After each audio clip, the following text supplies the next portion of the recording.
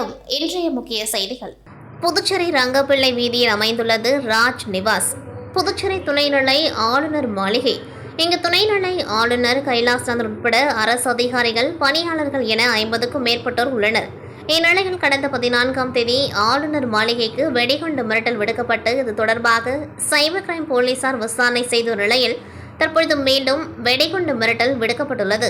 அதன்படி இன்று மதியம் 12 மணியளவில் ஆளுநர் மாளிகைக்கு சக்தி வாய்ந்த வெடிகுண்டு வைத்துள்ளதாக ஆளுநர் மாளிகையின் அதிகாரப்பூர்வ இமெயில் ஐடிக்கு ஒரு மெயில் வந்துள்ளது.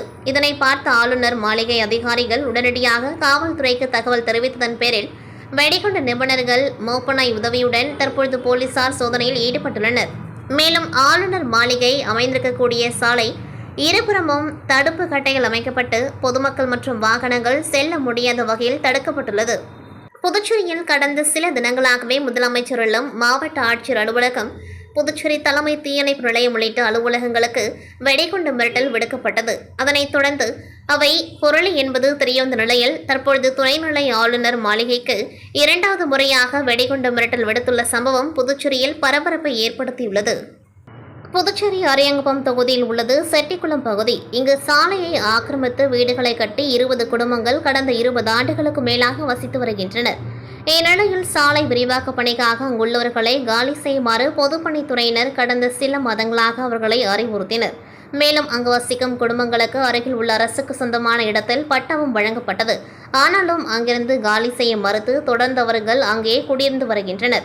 இந்நிலையில் இன்று பொதுப்பணித்துறை அதிகாரிகள், கொம்யூன் பஞ்சாயத்து அதிகாரிகள், போலீசார் உதவியுடன் சாலையை ஆக்கிரமித்து கட்டப்பட்டிருந்த வீடுகளை ஜேசிபி இயந்திரம் கொண்டு அப்புறப்படுத்த முயன்றனர். இதற்கு எதிர்ப்பு தெரிவித்து அங்கு குடியிருந்தவர்கள் வீடுகளை உள்பகுதியாக பூட்டிக் கொண்டு வெளியே வர மறுத்தனர். இதனையடுத்து அங்கிருந்து போலீசார் வீட்டு கேட்களை உடைத்து உள்ளே இருந்தவர்களை வெளியேற்றினர்.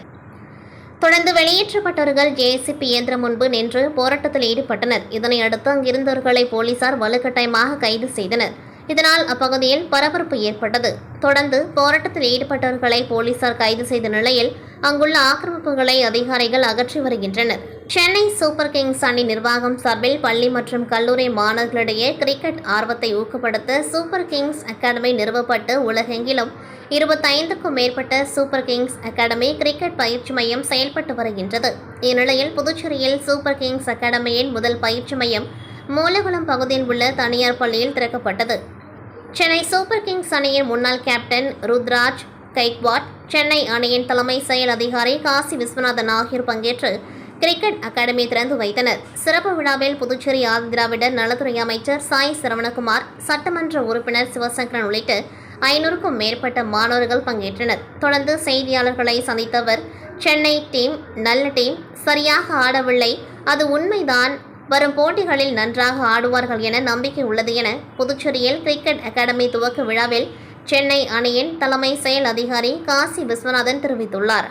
உப்பளம் தொகுதி அகத்தியர் நகர் திருவள்ளுவர் வீதியில் சுமார் ரூபாய் 8 லட்சம் மதிப்பீட்டில் புதிய சாலை அமைக்கும் பணிக்கான பூமி பூஜை நிகழ்வு திமுக உப்பளம் தொகுதி சட்டமன்ற உறுப்பினர் அனிபால் கென்னடி அவர்களின் தலைமையில் சமீபத்தில் நடைபெற்றது.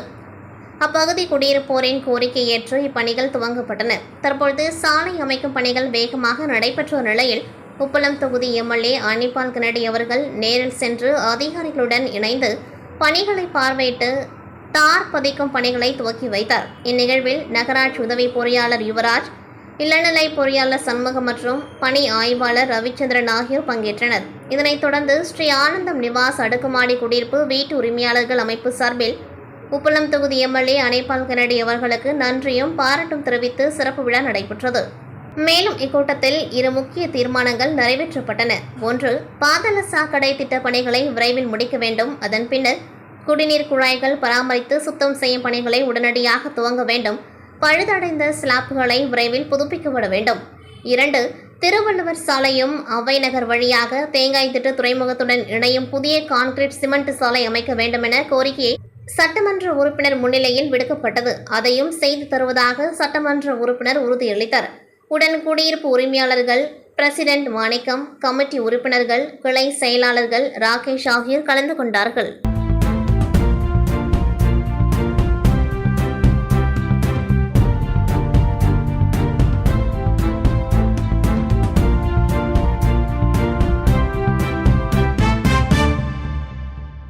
அருள்மிகு ஸ்ரீ கோகிலாம்பிகை உடனுரை ஸ்ரீ திருக்காமேஸ்வரர் ஆலய 6ஆம் திருவிழா மண்டப பூமி பூஜை மற்றும் வன்னியர் குல மரபினர் 6ஆம் நாள் யானை வாகன திருவிழா ஆலோசனை கூட்டமும் நடைபெற்றது. மேலும் நடைபெற்ற ஆலோசனை கூட்டத்தில் பெருமாள் கோவில் உற்சவத்தை பற்றியும் 6ஆம் திருவிழா மண்டபம் சீரமைப்பு பற்றியும் விரிவான ஆலோசனை கூட்டம் நடைபெற்றது.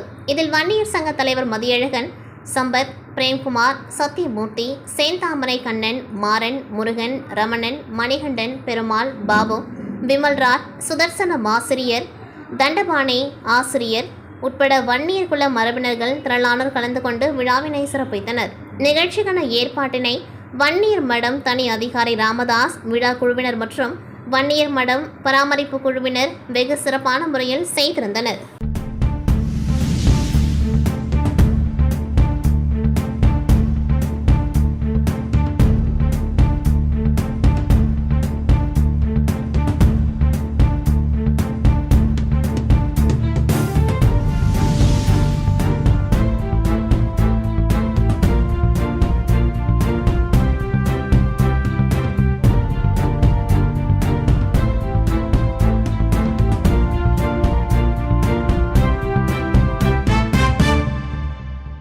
புதுச்சேரியில் என்ஆர் காங்கிரஸ் கட்சியை பலப்படுத்தும் விதமாக அனைத்து தொகுதிகளிலும் தலைவர்கள், நிர்வாகிகள் நியமிக்கப்பட்டு வருகின்றனர்.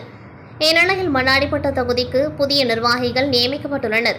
தொகுதி தலைவர் ஞானசேகரன், துணைத் தலைவர்கள் நாசர், பழனி, பொதுச் செயலாளர் குமார், செயலாளர்கள் பிரபாகரன், லட்சுமிபதி, இணை செயலாளர்கள் மணிராஜ், ரங்கநாதன், முத்துகிருஷ்ணன், பொருளாளராக சரவணன், பொதுக்குழு உறுப்பினர் அரிபத்ரி மற்றும் செயற்குழு உறுப்பினர்கள் 11 பேர் மற்றும் நிர்வாகிகள் நியமிக்கப்பட்டுள்ளனர். இவர்கள் முன்னாள் துணை சபாநாயகர் டிபிஆர் செல்வம் தலைமையில் முதலமைச்சர் ரங்கசாமி, இளைஞரணி தலைவர் ரமேஷ் ஆகியோரை சந்தித்து சால்வை அணிவித்து வாழ்த்து பெற்றனர்.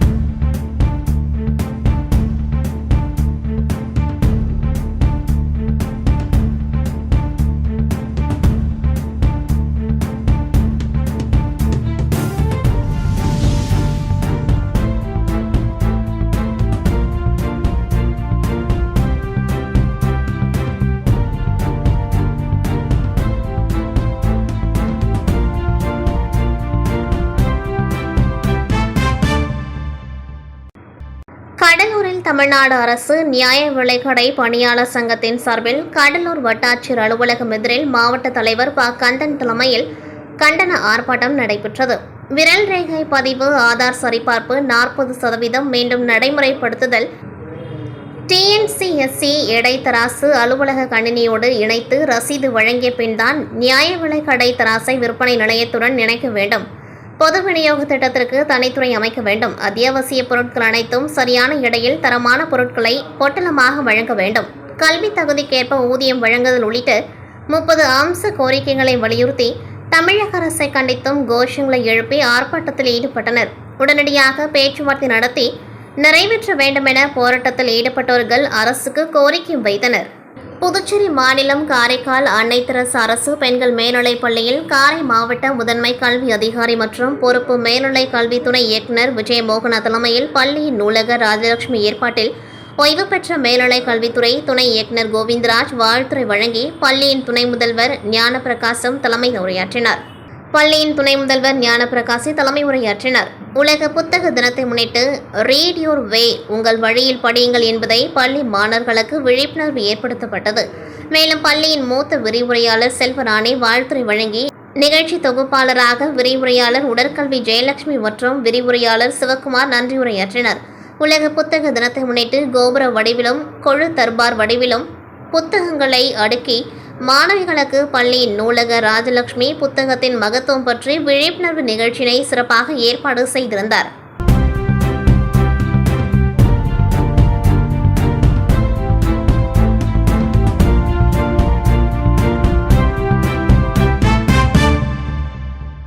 புதுச்சேரி அரசின் தொழில்நுட்ப பல்கலைக்கழக பேராசிரியர்கள் சங்கம் சார்பில் இன்று கவன ஈர்ப்பு போராட்டம் நடைபெற்றது. தொழில்நுட்ப பல்கலைக்கழகத்திற்கு நிர்வாக குழு அமைக்க வேண்டும், ஓய்வூதிய வயது உயர்வை அறிவிக்க வேண்டும், பொறுப்பு பதிவாளர் நியமன முறைகேட்டினை விசாரிக்க வேண்டும், பணியாளர் பற்றாக்குறை போக்க வேண்டும், நிர்வாக சீர்திருத்தம் தேவை ஆகிய கோரிக்கைகளை வலியுறுத்தி போராட்டம் நடைபெற்றது. அடுத்த கட்டமாக வரும் 24ஆம் தேதி முதல் காலவரையற்ற உள்ளிருப்பு வேலைநிறுத்தம் நடத்த பேராசிரியர்கள் முடிவு செய்துள்ளனர்.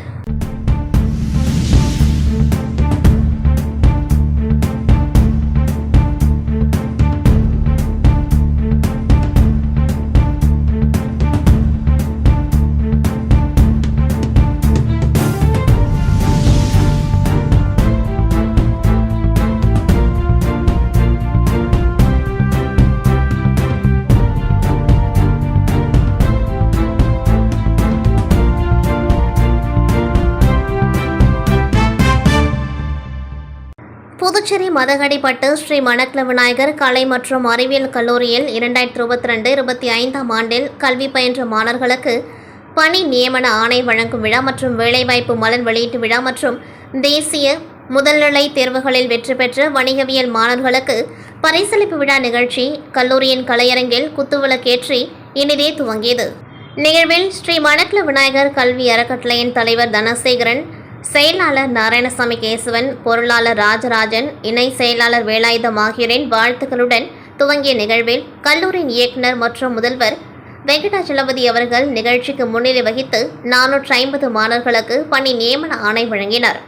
நிகழ்ச்சியில் ஸ்ரீ மணக்குள விநாயகர் கலை மற்றும் அறிவியல் கல்லூரியின் முதல்வர் முனைவர் முத்துலட்சுமி வரவேற்புரை வழங்கினார். மேலும் இந்நிகழ்வில் வேலைவாய்ப்புத்துறை டீன் கைலாசம் அவர்கள், வேலைவாய்ப்பு ஒருங்கிணைப்பாளர் மதுசூதனன் ஆகியோர் வாழ்த்துரை வழங்கினர். ஸ்ரீ மணக்குள விநாயகர் கலை மற்றும் அறிவியல் கல்லூரியில் 2022-25ஆம் ஆண்டில் கல்வி பயின்ற 450 மாணவர்களுக்கு பணி நியமன ஆணை வழங்கப்பட்டது. புதுச்சேரி வில்லியனூர் மாடவீதி பகுதிகளில் புரட்சியாளர் சட்ட மாமேதை டாக்டர் BR அம்பேத்கர் அவர்களின் பிறந்தநாள் விழா மற்றும் விடுதலை சிறுத்தைகள் கட்சிக்கு தேர்தல் துறையின் மூலமாக அக்கட்சியை அங்கீகரிக்கப்பட்டதற்கான அரசியல் அங்கீகார வெற்றி விழா மற்றும் இதற்கு உறுதுணையாகவும் இருந்து வழிவகை செய்த விடுதலை சிறுத்தை கட்சியின் தலைவர் தொல் திருமாவளவன் அவர்களுக்கு நன்றி கலந்த பாராட்டு விழா நடைபெற்றது. மேலும் வில்லியனூர் ஆற்றலரசு தலைமையில் நடைபெற்ற விழாவில் தொடக்க நிகழ்வாக ஏகவள்ளி கட்சி கொடி ஏற்றினர்.